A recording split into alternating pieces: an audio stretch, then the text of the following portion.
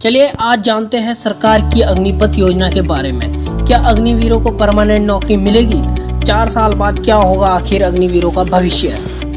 युवाओं का विरोध इस बात पर है कि 4 साल बाद वे फिर से बेरोजगार हो जाएंगे। हालांकि ऐसा भी नहीं है कि रिटायर्ड अग्निवीरों के पास कोई विकल्प नहीं होगा। तो आइए जानते हैं अग्निवीरों के पास आगे क्या विकल्प रहेंगे भविष्य में। अग्निवीर के तौर पर भर्ती हुआ युवा अपनी पढ़ाई भी जारी रख सकेंगे।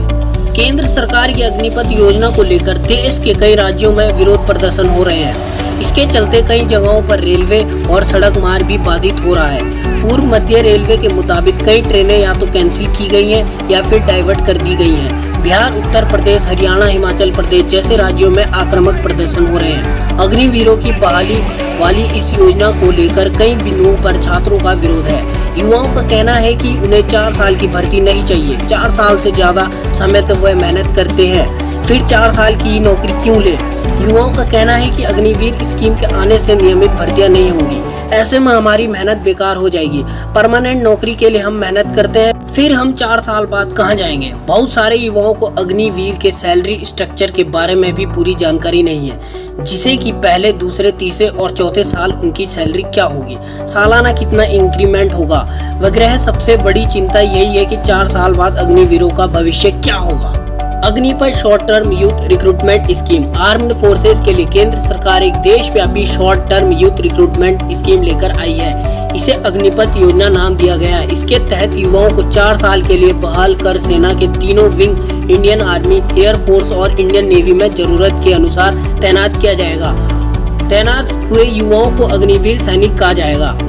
भर्ती हुए युवाओं की rank personal below officer rank PBOR यानी अफसर रैंक के नीचे के सैनिकों की होगी। 4 साल बाद अग्निवीर रिटायर हो जाएंगे।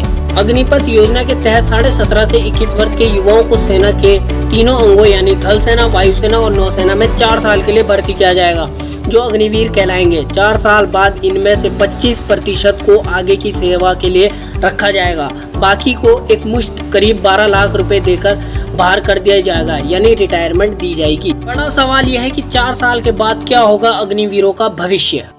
सबसे ज्यादा विरोध इसी बात को लेकर जताया जा रहा है कि युवाओं को 4 साल के लिए तो नौकरी मिल जाएगी, लेकिन 4 साल बाद ना तो उन्हें पेंशन मिलेगा, ना अन्य सुविधाएं, और वह फिर से बेरोजगार हो जाएंगे। हालांकि ऐसा भी नहीं है कि अग्निवीर के रूप में 4 साल सेवा देने के बाद रिटायर होने पर युवाओं के पास कोई विकल्प नहीं होगा। तो चलिए जानते हैं क्या क्या विकल्प होंगे अग्निवीरों के पास रिटायरमेंट के बाद। एक विकल्प तो ये होगा, 10वीं पास जो युवा अग्निवीर के रूप में भर्ती होंगे उन्हें 4 साल बाद रिटायर होने पर 12वीं पास के समकक्ष सर्टिफिकेट दिया जाएगा। इसके लिए NIOS और एजुकेशन मिनिस्ट्री मिलकर प्रोग्राम तैयार कर रहे हैं। उन्हें इस प्रोग्राम से गुजरना होगा और फिर उन्हें 12वीं समकक्ष सर्टिफिकेट दिया जाएगा, यानी उन्हें अलग से 12वीं बोर्ड परीक्षा देने की जरूरत नहीं है। दूसरा विकल्प जो होगा, ऐसे में जो युवा आगे की पढ़ाई करना चाहेंगे वह 12वीं के समकक्ष सर्टिफिकेट के आधार पर आगे की पढ़ाई के लिए एडमिशन ले पाएंगे। कुछ ब्रिजिंग कोर्स भी उपलब्ध कराएगी सरकार। इसी के चलते अगर कोई युवा कारोबार करना चाहेंगे, सरकार उन्हें वित्तीय पैकेज और बैंक ऋण योजना का लाभ देते हुए फंड प्रदान कराएगी। जो अग्निवीर रिटायरमेंट के बाद भी नौकरी पाने के इच्छुक होंगे उन्हें CAPF और राज्य पुलिस में प्राथमिकता दी जाएगी। सरकार का कहना है कि अन्य सेक्टर में भी उनके लिए रास्ते खोले जाएंगे। 25% अग्निवीर सैनिकों को सेना में स्थायी नियुक्ति दी जाएगी। उनकी मेरिट और परफॉर्मेंस के आधार पर यह तय किया जाएगा। सैलरी स्ट्रक्चर को आप इस चार्ट से बेहतर समझ सकते हैं।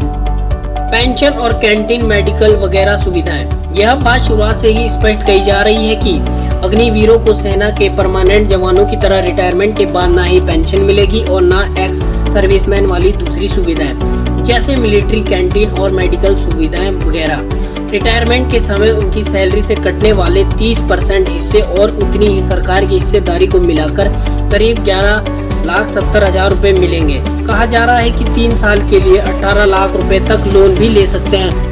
तो अग्निपथ योजना के बारे में पर्याप्त जानकारी हम आपके साथ साझा कर चुके हैं। आगे भी ऐसी जानकारी के लिए वीडियो को लाइक करें, चैनल को सब्सक्राइब करें। धन्यवाद।